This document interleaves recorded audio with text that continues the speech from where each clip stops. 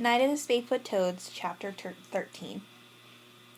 Mr. Nickleby would like to see you in his office, Mrs. Cutter said to Ben. He wants to see me? Ben asks. What for? I don't know, she says. The secretary just sent me a note, asking for you to come to the principal's office. The last bell will ring in a few minutes, so you'd better get your things and hurry down there. Ben walks down to the empty hallway, wondering why Mr. Nickleby sent for him. He's never been called to the office for doing anything wrong before. He doesn't like Mr. Nickleby, but not just because he's the principal. Ben can't put his finger on why, but he just doesn't trust him. Could I be in trouble because of my schoolwork, he wonders. He hasn't done his geography report, but Mr. Nickleby couldn't have heard about that. For all Miss Cutter knows, he's been working on the report all along. When he reaches the office, he sees his mom and dad just sitting outside it, sitting in the chairs against the wall. What are they doing here? He gets a sick feeling in his stomach.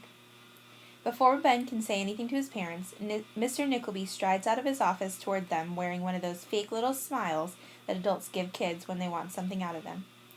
Hello, Ben, Mr. Nickleby says. Why don't you all come on in? Ben looks at his parents for some sign, but their faces don't reveal anything. Come on, champ, his father says, smiling, but even his dad's smile isn't very comforting. Something is really wrong. Mr. Nickleby gestures for them to come inside his office. As Ben goes by, his mother reaches out and touches his shoulder. Mr. Nickleby drags in a couple of chairs so that there's a place for each of them to sit. Then he positions himself behind his desk like a fort or something. Ben's mom pulls her chair close to Ben's. What's wrong? Ben wonders. Did something happen to Agatha? Is one of my grandparents sick? Mr. Nickleby leans back a little and folds his hands. Ben, I asked your parents to come in so we could all talk about a couple of things. All of us here together, all right? Sure. Ben's voice isn't much more than a squeak. How are you getting along with the kids in your class? Are you getting used to being here? Sure, Ben says. Yeah? Anybody in particular you're having a hard time with? No, not really.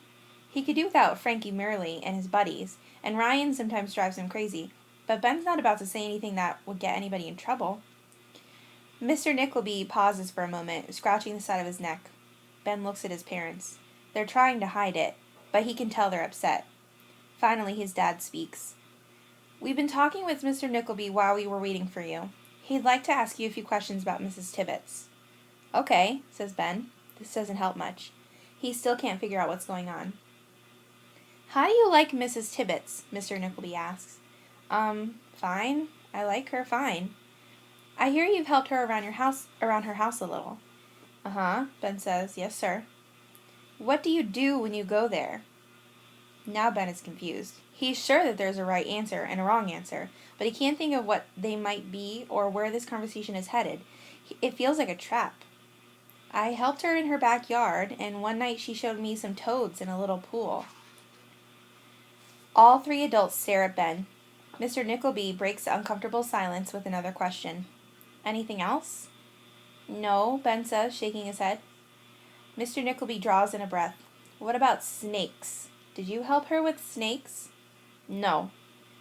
Did Mrs. Tibbets tell Mr. Nickleby about how he let the snakes out? Is he in trouble for that? Does Mrs. Tibbets have any poisonous snakes? Rattlesnakes, for instance? Ben glances over at his parents. His dad's sitting there, looking like he's trying his best to keep his mouth shut. His mom just looks worried. Couldn't you ask her? Ben doesn't want to say more until he figures out what's going on. I'll talk to Mrs. Tibbets, but first we'd like to hear your story. Ben, his dad's eyes look tired. Just tell Mr. Nickleby what you know. Well, she did, but they got away. Did she let you help with the snakes? Mr. Nickleby asks. No, not really. What do you mean, not really? Did she let you go near them? No, Well, Ben, Mr. Nickleby interrupts. Here's the problem. That's not what you told some other kids. I know, but that was just a story I made up. But we understand that Ryan Barrison said it was true. Suddenly, Ben's dad sits forward. Wait a minute, Mr. Nickleby. We've talked about this already. The snakes got away. Mrs. Tibbets called us and told us. Ben doesn't know anything about it. Ben glances over at his dad. His parents trust him, but they don't know what really happened. I want Ben's side of the story, Mr. Nickleby said. Ryan didn't know anything about it. He was just saying that so the other kids would believe me. He's never been to her house. Mr. Nickleby leans forward. So you don't have anything to do with the snakes? Ben looks at his parents. He bows his head. What is it, Ben? His mother asks. What happened, Ben? His father asks. Now they're both concerned. I let them out, Ben whispered. What did you say? Mr. Nickleby asks. I didn't hear you. I let them out, Ben says louder. I didn't mean to, but I did. Ben, his mother says, you told us you didn't. I know, I'm sorry. Did Mrs. Tibbets know you opened the cage? Mr. Nickleby asks. No, I didn't tell her. She told me not to touch the cage, but I did, and they got out. Ben, why didn't you tell us? His mom asks. I couldn't. I wanted to, but I couldn't. And then I finally told Mrs. Tibbets the night of the Spadefoots. She wasn't... Mrs. Tibbets should have told you, Mr. Nickleby said to Ben's parents. And she shouldn't have left Ben alone with the snakes. Suddenly Ben understands. Mr. Nickleby isn't mad at him. He's mad at Miss Tibbets. She told me not to. Ben tries to keep his voice under control. I wasn't supposed to go near them. It wasn't her fault. She told me not to go near the snakes, and I did it anyways. All right, says Mr. Nickleby, shifting in his chairs. I think I've got a pretty good picture of what happened. No, you don't, Ben protests. Okay, Ben's dad says. He puts his hand on the back of Ben's neck and gives him a gentle squeeze. It's all right, Ben, says Mr. Nickleby.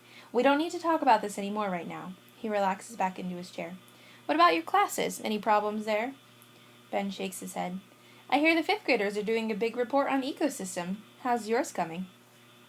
Okay. Ben can't get his mind off the snakes. Why didn't he just leave the cage alone? And why did he have to tell stupid Frankie Murley about them? Everybody stands up. Mr. Nickleby extends his hand for Ben to shake. Ben doesn't want to, but he forces himself to put out his hand. The principal's palm is moist with sweat. Will Mrs. Tibbets be okay? Ben asks. We'll see how things work out, Mr. Nickleby says. It really wasn't her fault. I know that's what you think, Ben. Mr. Nickleby guides him toward the door. Why don't you step outside and let me talk to your parents for just a minute? Ben waits just outside the office, listening. He can hear Mr. Nickleby's voice, but he can't make out the words. Just as school lets out, Ben grabs his backpack and dashes down the hallway, dodging between the kids pouring out of the classrooms. He runs all the way to Mrs. Tibbets' room, and she's not there.